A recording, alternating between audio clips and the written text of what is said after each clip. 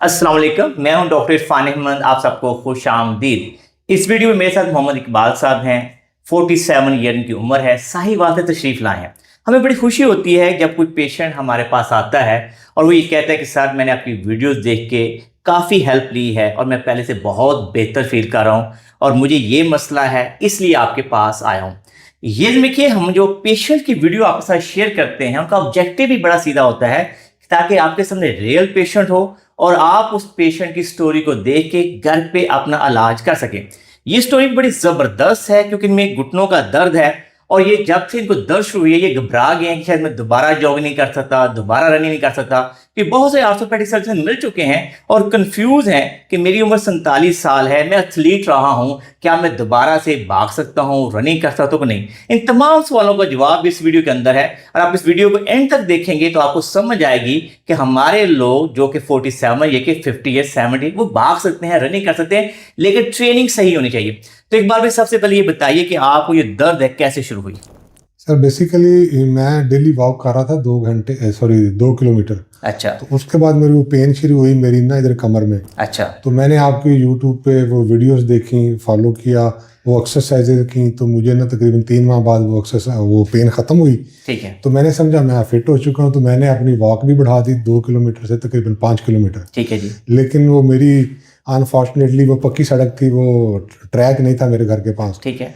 तो वो साथ में मैंने जॉगिंग भी शुरू कर ली। अच्छा। तो तकरीबन 2 माह बाद मुझे ना घुटनों में पेन शुरू हुई। सही है। फिर मैंने दोबारा आपकी वीडियोस देखी, मैंने जॉगिंग छोड़ दी, वॉक नहीं छोड़ी, लेकिन वो पेन स्टिल वहीं रही। फिर मैंने अपने वो लोकल जो ऑर्थोपेडिक होते हैं उन्हें दिखाया, तो वो थोड़ा सा मुझे शशोपंज में डर भी लगा मुझे कि मैं शायद वो आर्थराइटिस की तरफ जा रहा हूँ ये मरीज। तो मैंने कहा नहीं, मैं पहले आपसे कंसल्ट कर लूँ, फिर मैं फर्दर आगे जो भी है ना उसके बाद अपना इलाज या ट्रीटमेंट है वो करूँगा। ठीक है। ये देखिए नाज़रीन, क्योंकि इकबाल भाई एक एथलीट रहे हैं, ये नेशनल एथलीट रहे हैं, इन्होंने बहुत ज़्यादा ट्रेनिंग की हुई है, लेकिन 10 साल का दरमियान में ट्रेनिंग में गैप था। इन्होंने अपनी फिटनेस के लिए कोशिश की पिछले 6 माह पहले कि मैं ये दोबारा फिट होता हूँ, लेकिन 10 साल का गैप अपने माइंड में, मोटा मार्क अपने माइंड में रखिए। अब इन्होंने दोबारा ट्रेनिंग शुरू की, इनकी कमर में दर्द आई, इन्हें हमारे यूट्यूब पर वीडियोज़ देखी, उससे इनको रिलीफ मिल गया। लेकिन यहाँ पे गलती क्या होती है कि जब इनको पेन फ्री हुए तो उन्होंने जॉगिंग वाला जो पार्ट ऐड किया वो बेसिकली सरफेस पे था, रोड पे था, जो कि हमारे शॉक अब्जॉर्बर्स हैं जॉइंट्स की, वो वैसे ही कम होती है। ऑब्वियसली जब भी आपको दर्द आएगी और इस स्टेज पे आएगा, आप कंफ्यूज हैं, यार क्या मैं गलती कर चुका हूँ, क्या मैं दोबारा से भाग सकता हूँ, नहीं कर सकता। मैंने इनके एक्सरे देखे हैं, एक्सरे के ऊपर अभी जो 47 की जिस तरह से जॉइंट में स्पेस होनी चाहिए वैसे ही स्पेस है। चपनी के नीचे कोई ऐसा हमें पेटल्लोफेमरल आर्थराइटिस नजर नहीं आ रहा, जो कि आर्थोपेडिक सर्जन नॉर्मली हमारे यहाँ कहते हैं छोटो पड़ा तुझे की दौड़ना होना, उसी वॉक शॉक कर लो, गुजारा कर लो। This is not a life. ये देखो दुनिया में ये समय लाइफ नहीं है। लाइफ यही है कि हाँ अगर एक्चुअल मेडिकल इशू है तो फिर तो मैं समझ आती है कि हमें नहीं भागना, लेकिन इकबाल भाई केस में ऐसी कोई स्टोरी नहीं है। इनकी इस वीडियो के अंदर मैं उनको ऐसे टिप्स, ऐसी गाइडलाइन दूंगा, ये दोबारा से 3 से 6 माह के बाद जॉगिंग करेंगे और अगर ये चाहे 10 किलोमीटर भागना, 20 किलोमीटर भागना, मैराथन भागना, ये भाग सकते हैं, लेकिन उस ट्रेनिंग को समझना पड़ेगा जो ट्रेनिंग हमें सिस्टमैटिक, हम दोबारा से पेन फ्री होकर भाग सकते हैं। तो वीडियो के नेक्स्ट पार्ट के अंदर है, मैं डिटेल में आपको समझाने की कोशिश करूँ। वीडियो के इस पार्ट में सबसे पहले हम इस बात को डिस्कस कर लेते हैं कि इनको दर्द कहां पे है। जी अदर भाई बताइए, दर्द कहां पे है? एक तो यहाँ पे होता है, लेकिन हर वक्त नहीं होता। जब मैं सीधा खड़ा होता हूँ तो उस वक्त, ठीक है, और जब ज्यादा टाइम मतलब सीधा स्ट्रेट खड़ा होता हूँ, मेरी टांग बिल्कुल सीधी हो, तो फिर यहाँ पे ना इसका राउंड थोड़ा थोड़ा या इधर फील होता है। दर्द 0 मिनिमम है, 10 मैक्सिमम है। देखिए ठीक हो गया। आपको कितनी दर्द होती है जब ज्यादा भी दर्द हो तो? नहीं बर्दाश्त है, इतनी नहीं, मतलब 2-3 आउट ऑफ 10 कह लें। आउट ऑफ 10 आप 3 4 कह लें। ठीक, मैक्सिमम इतनी ही दर्द गई है जब भी कभी गई है, बिल्कुल इतनी, इससे ज्यादा नहीं पड़ी। ठीक हो गया। जब सुबह सो के उठते हैं तो क्या होता है? बिल्कुल फ्रेश होता हूँ। ठीक है नाज़रीन, 2 से 3 सवालों के अंदर ही पता चल जाता है कि मरीज की दर्द की नोयत कैसी है, क्या ये ठीक हो सकता है, क्या इसको हम फिजिकल एक्टिविटी छुड़ाएं ना छुड़ाएं। सुबह सो के उठे, मरीज की दर्द खत्म, इसका मतलब क्या है? इसका मतलब बड़ा सिंपल है कि जब पेशेंट को एक्टिव रेस्ट मिल जाती है टिश्यू को, वो ठीक हो जाता है, और जब पेशेंट चलना फिरना शुरू करता है तो टिश्यू भी प्रॉपर हील नहीं हुए हुए और फिर लोड पड़ता है तो पेन 1 2 3 आउट ऑफ 10 आती है, जो कि परेशानी बात नहीं है। ये बड़ा क्लियर साइन होता है कि आपकी ट्रेनिंग एरर है, इसको ठीक करने की जरूरत होती है। ये देखिए नाज़रीन, जो इनको अंदर की साइड पे दर्द है, टांगों को बेंड कीजिए, ये जो दर्द है ये normally medial compartment early arthritis की पेन होती है, जो कॉमनली आर्थोपेडिक सर्जन जब हम जाएंगे तो ये कहेंगे भाई अर्ली आर्थराइटिस है।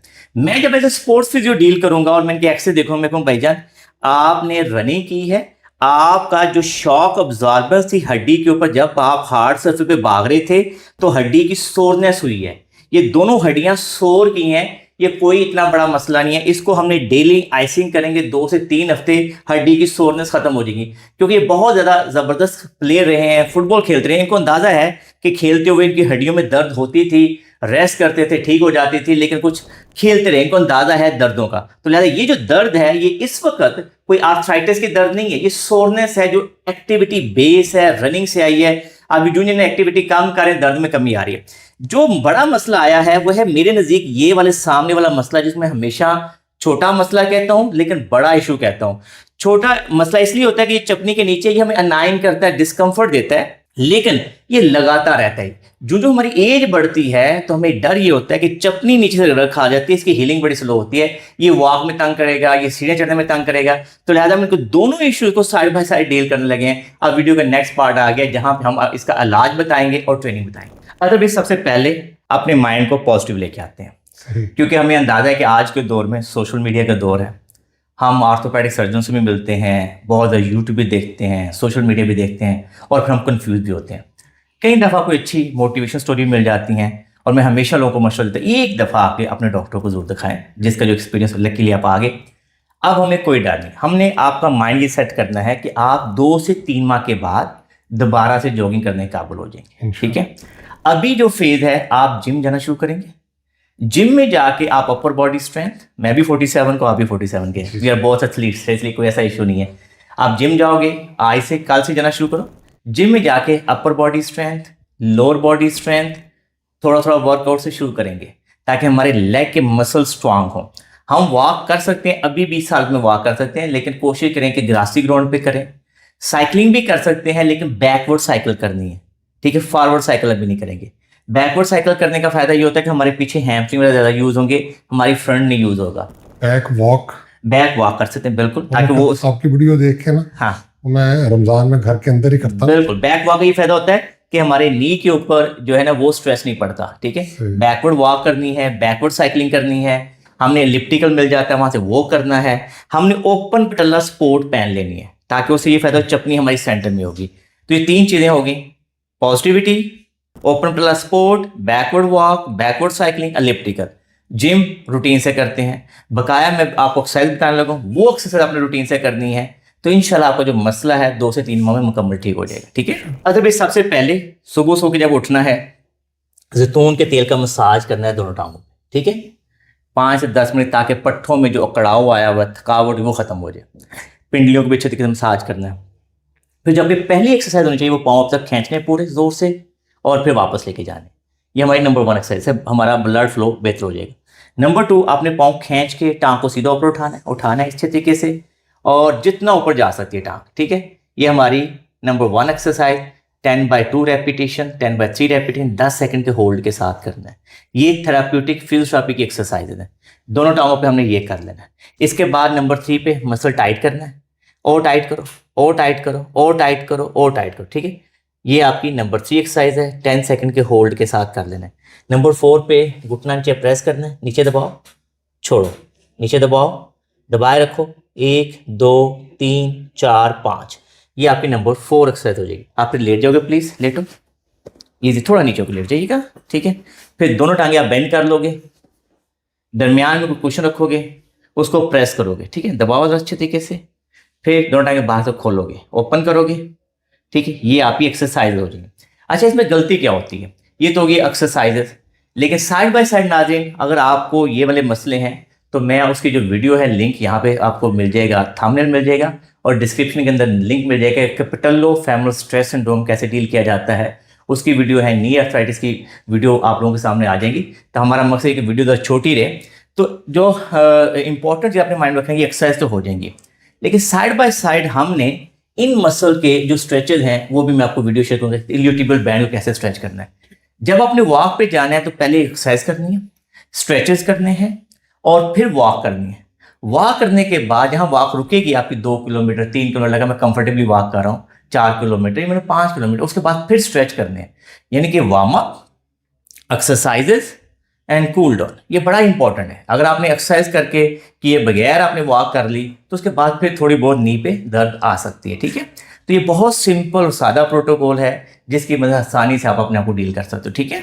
अदरवाइज देखो, आप खैरोफियर से अपना प्लान, जो रिहेबिलिटेशन प्लान इस तरह से करते हैं कि अगले 15 से 20 दिन में ये दर्द मुकम्मल ख़त्म हो जाएगी। जो हमने वर्जिशें बताएंगे, मसाज करना है इस एरिया को, हमने बर्फ़ टकोर जब तक हमारी पेन है, 15 दिनों में ये अपनी ख़त्म हो जाएगी दर्द। आइसिंग जो है सुबह दोपहर शाम करते थे, दिन में 2-3 दफ़ा कर लेना। 15 दिनों में दर्द खत्म होगी एक्सरसाइज से, जिम से, वॉक से। वॉक में कोई ममानत नहीं है। जब 15-20 दिन लेके महीने में हमारी दर्द खत्म होगी, हम वॉक से नॉर्मल कर रहे हैं, फिर हम ये देखेंगे हाथ लगा के कि हाथ लगाने में दर्द तो नहीं है हड्डी के ऊपर। जब हाथ लगाने में हड्डी में दर्द नहीं होगी, इसका मतलब हड्डी की सोरनेस खत्म होगी। ये में आप याद रखिए कि मैं ज़ोर से दीवार को 10 दफ़ा ये ऐसे से मार दूंगा अपनी कोहनी, तो मेरी हड्डी शोर करेगी, जॉइंट में कुछ नहीं होगा।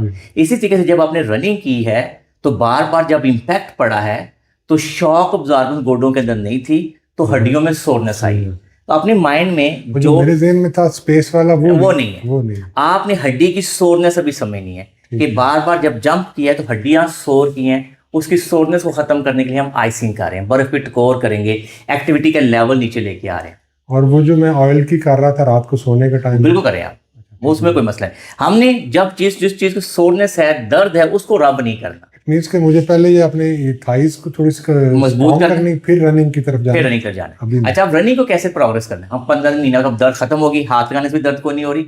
अब हमने क्या करना है कि 1 मिनट की जॉगिंग ऐड करनी है बस, बड़ा कैलकुलेशन के साथ, बगैर ब्रिस्क वॉक। अगले दिन 2 मिनट की जॉगिंग आइसिंग के साथ चल रहा है, फिर उससे अगले दिन 3 मिनट की जॉगिंग, उससे अगले दिन 4 मिनट की, उससे अगले दिन 5, ताकि बॉडी को आहिस्ता आहिस्ता लोड डलने की आदत पड़ जाएगी। अगर मैं नंगे पाँव लॉन में इजीली वॉक कर लूं, वॉक तो जितनी करे कोई मसला नहीं, वॉक पे तो मैं अभी भी कोई मसला, बड़ा डरा हुआ नहीं, डर निकालें आप। मैं 5 किलोमीटर से बिल्कुल नहीं, वॉक का कोई मसला नहीं है।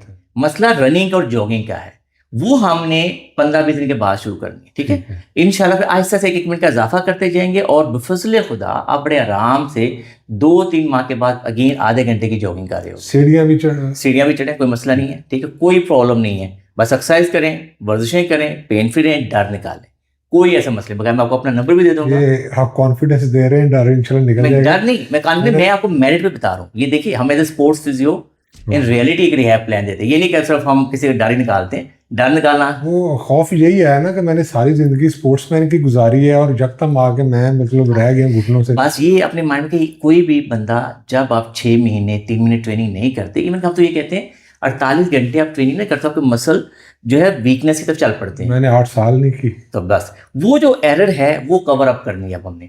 अगली दफ़ा हमने हर रोज़ 1-1 मिनट का इजाफा करेंगे, देखिएगा 1 महीने के बाद 30 मिनट पहुंच जाएंगे। आहिस्ता इजाफा करते जाए, आप बिल्कुल आराम से मैराथन भाग सकते हैं, कोई वजह ही नहीं है। बॉडी आपकी ठीक है, फिट आदमी है, बट आहिस्ता आहिस्ता जाएंगे, ठीक है। नाज़रीन, ये में किए कि आई उम्मीद करता हूँ कि जो लोग भी ऐसी ट्रेनिंग करते हैं और उनको दर्दें आती हैं, तो वो ज़रूर एक दफ़ा किसी अच्छे स्पोर्ट्स फिजिस्ट मिलेंगे ताकि आपकी ट्रेनिंग एरर को ठीक किया जा सके। कभी भी मत समझे कि आपको पेन निकल आए तो अपने स्पोर्ट्स ही छोड़ देनी है।